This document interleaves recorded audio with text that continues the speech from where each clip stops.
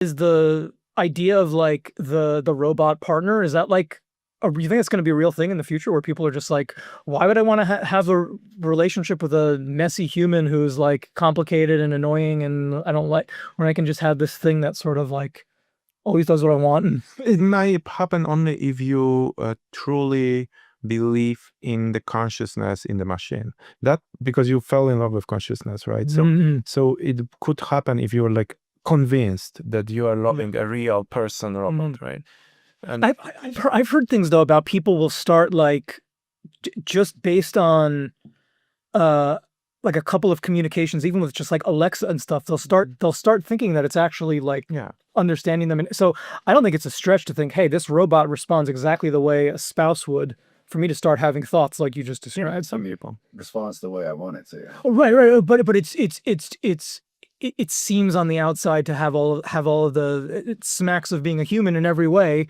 And so I don't think it's, if people are already kind of thinking that about their Alexa, it just seems like, If you made Alexa speak in a more robotic voice, do you think it would still happen? good point. I don't know. Because she sounds pretty human. yeah, The newer generative AI tools sound very convincingly human. And when they generate text, they sound convincingly human. It could be complete BS. It's giving you made up stuff, but it sounds convincing. And if it sounded more robotic, would it? I think it would change Is it. it the same response? I think so. it will happen for sure. The question is if how serious it is, right? Because there will be it's hard to have an evidence of consciousness, right? This is the strong problem, strong area problem, right?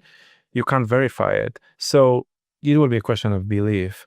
So how many people will go for it and believe that there is consciousness, or just from convince? It just doesn't sound like, majority of people will go for it because it's so fake. I think if you ask that question to people who didn't grow up online and who, I think you get very different answers of if you asked people who are generally our age versus if you ask somebody who's now 5 and has always grown up with, I think they would have a very different answer probably. Because to me, it would, even if it completely looks like, talks like, seems like a person, I would always have that doubt because I know what I've lived in an analog world before I've straddled those worlds. But I wonder if the other generation would have a very different answer to that. So I don't know.